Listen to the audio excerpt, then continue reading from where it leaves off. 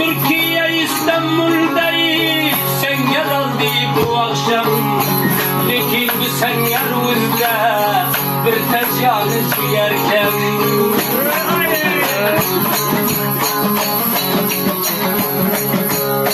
Ay gönlümden bilmese, ay gönlümden bilmese, yıklamasa gülmese, bizlerde hiç çare yok. Davet etse girmese, şunca kadri kıymette, ay gözünden bilmese.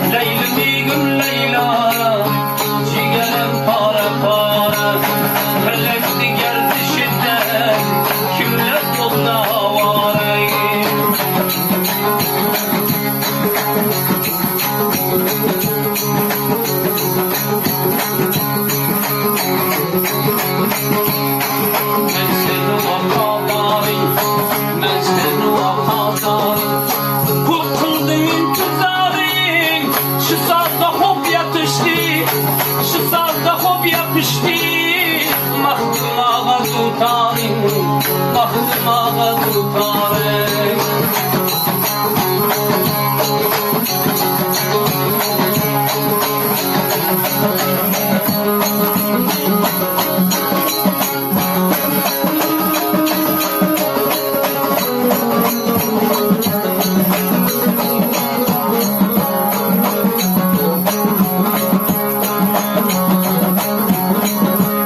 Kim kaytardı babinle, kim kaytardı babinle, hak versin muradinle. Ayağımı kavladım, var bileyken tabinle. Leylemi gül leylecan, dolayla